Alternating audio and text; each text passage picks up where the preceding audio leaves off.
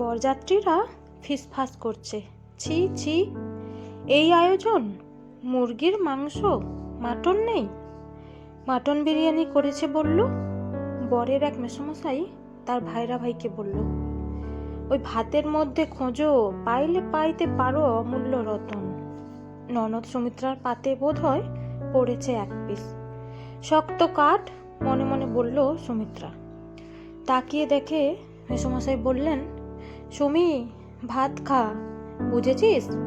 বেশি করে ভাত খা, পেট ভরে যাবে। সুমিত্রা আর ওর মামা গায়ে হলুদের তত্ত্ব নিয়ে বেরিয়েছিল সকালেই, কিন্তু অনেকটা পথ, তার উপর জ্যাম।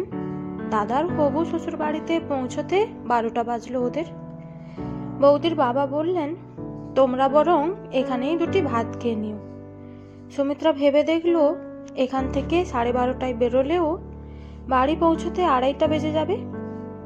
বেশি বেলা করে খাওয়ার অভ্যাস ওর নেই, তাই রাজি হয়ে গেল। কিন্তু খেতে বসেই তো চক্ষু স্থির। মাছের পিসটা যেমনই ছোট তেমনই কাঁটায় ভরা। ছোট থেকেই লেজার দিকের কাঁটা ভরা মাছটা খেত সুমিত্রা, তাই খুব একটা অসুবিধা হলো না। কিন্তু মনের মধ্যে একটা কাঁটা খচখচ করতে লাগলো। দাদার এই সম্বন্ধটা বাবাই ঠিক করেছিল কাগজ দেখে। প্রথম দেখতে অর্থাৎ পছন্দ করতে বাবাই গেছিল। ফিরে এসে বাবাই গল্প করেছিল, ভদ্রলোক, খুব সিম্পল, আমার দেখেই বেশ ভালো লেগেছে। মা বলল, তাহলে এবার 4 জনই একসাথে যাই। মেয়ে দেখে ফেরার পর বাবা মায়ের কথোপকথন শুনছিল সুমিত্রা। বাবা বলেছিলেন, জানো, সেদিন যে জামা কাপড়ে দেখেছিলাম তাকে, আজকেও সেই এক। ওদের বাড়ির যে 2 জন আত্মীয় উপস্থিত ছিলেন, তারাও বলেছিলেন আমাকে। ভীষণ বুঝে সুঝে খরচ করেন ভদ্রলোক। বাজে খরচ তিনি মোটেও করেন না। গুনে গেঁথে মাছ ডিম কেনেন, রাতে হয়তো 5টা রুটি কলা দিয়েই খেয়ে নেন। এমনকি প্যান্টের পেছনে কাদা লেগে গেলেও ঝেড়ে ঝুড়ে চালিয়ে দেন। কেন বলো তো?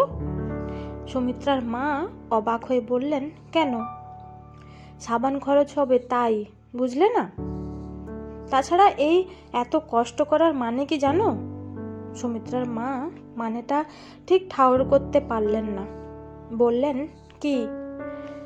হাতে চায়ের কাপ নিয়ে গুছিয়ে বসে সুমিত্রার বাবা সৌমেনবাবু বললেন, এর মানে হলো এইভাবে কষ্ট করে উনি মেয়ের বিয়ের জন্য পয়সা জমাচ্ছেন। বিয়েতে নিশ্চয়ই বিরাট আয়োজন।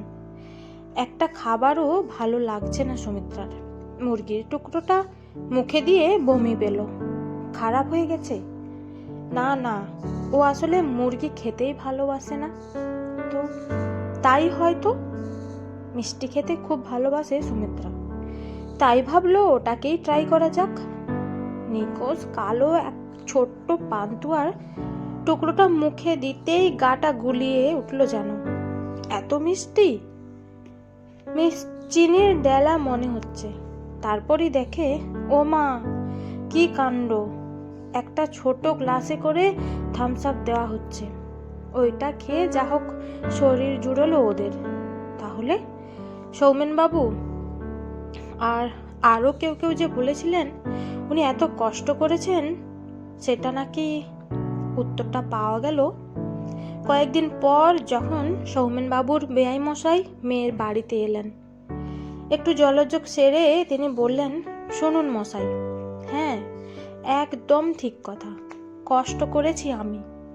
সেটা বিয়ের রাতে নিজের আত্মীয় অথবা মেয়ের শ্বশুর বাড়ির গোষ্ঠীকে খাওয়ানোর জন্য নয়, আমার নিজের মেয়েকে যাতে আমি প্রিন্সেসের মতো মানুষ করতে পারি। আর এজন্য নিজের স্ত্রীকে পর্যন্ত কোনো দিন কোনো ভালো শাড়ি কিনে দিইনি আমি। এসব করেছি আমি মেয়ের শ্বশুর বাড়িতে দেওয়াত হওয়ার জন্য নয়, আপনাদের পাতে গলদা চিংড়ি বা খাসির মাংস তুলে দেবার জন্যও নয়। আমি কষ্ট করে সেই টাকা খরচ করেছি আমার মেয়ের লেখাপড়ার পেছনে। ক্লাস 1 থেকে মাস্টার রেখে দিয়েছি বাড়িতে। বড় হবার পর স্পোকেন ইংলিশ শিখিয়েছি। যদি তার বুদ্ধিতে কুলোতো তবে প্রথমেই তাকে ইংলিশ মিডিয়ামেই ভর্তি করে দিতাম। আরও শুনবেন? পণ্ডিত অজয় চক্রবর্তীর কাছে গান শিখিয়েছি, ইনস্ট্রুমেন্ট বাজানো থেকে শুরু করে। কি বলছেন? আমার মেয়ে কি প্লেব্যাক সিঙ্গার হয়ে গেল নাকি মাদাম কুরি? শুনুন শুনুন, বলতে দিন। অনেক টাকা খরচ করেছি আমি আমার মেয়ের পেছনে। আপনি ছেলের জন্য কটা পয়সা খরচ করেছেন আমি জানি না, জানার দরকারও নেই। আমি বিপুল খরচ করেছি, সেইটা শুনুন।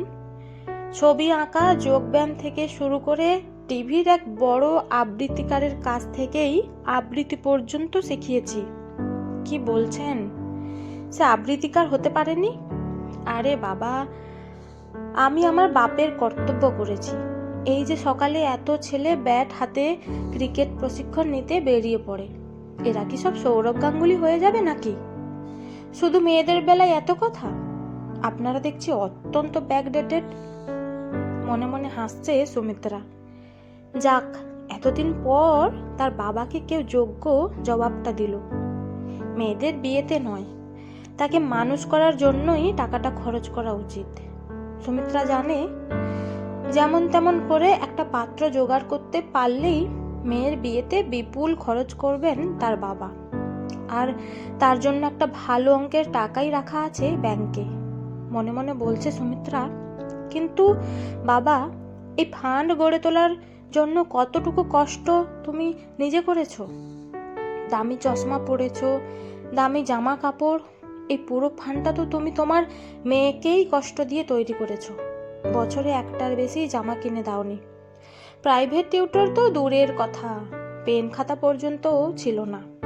ওই 9 বছরের মেয়েটাকে শীত, গ্রীষ্ম, বর্ষা মাইলের পর মাইল হেঁটে স্কুলে পাঠিয়েছ।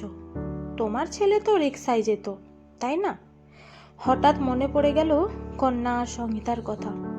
তখন মাধ্যমিকের আর 6 মাস বাকি, কেউ নিতে চাইতো না, কোনো মাস্টার।